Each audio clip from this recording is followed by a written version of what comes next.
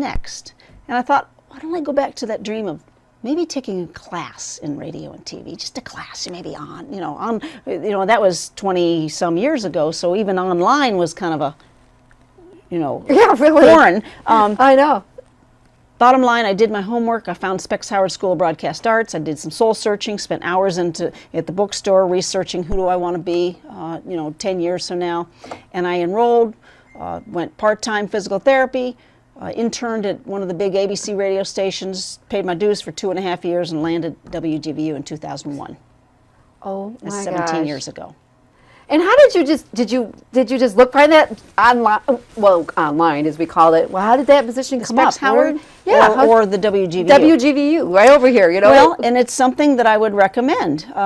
Get to know your professors. And Specs Howard, we did have vice presidents. It was obviously an accredited school. Okay. So I went back to Dick Kernan, the vice president of Specs Howard, and said, I've done my duty at WJR. There wasn't a space for me there permanently. Right. I'll go where there's an open job. 2 weeks later, this WGVU in Grand Rapids needs a producer, fill-in host.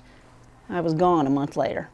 Did you have to kind of go in for an audition? Yes, I had to go in. I had to do an interview. They, gave me a situation of a new, you will do the news for the next half hour. Pretend that you're presenting a newscast, which was kind of fun.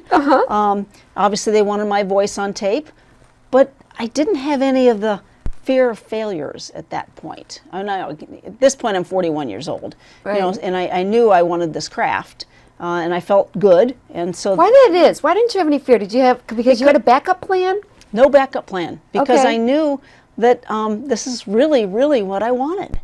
Well, a lot of people deal with fear. You understand that. But I don't. That idea when you said you have the fear of failure, I'm like, really? I really didn't, because it was not that you don't.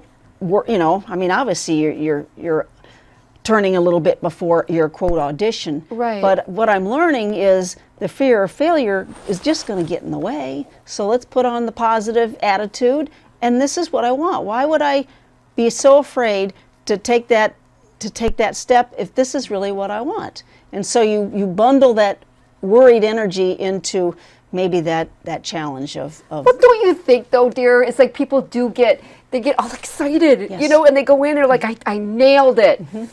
And they don't get chosen. And they don't get chosen. But that goes back to the theater world and the other world where maybe you're just not the right fit. Even WJR, I wanted to stay there. Well, I'm not sure you have a broadcast voice and there's just no room here. How did you handle that?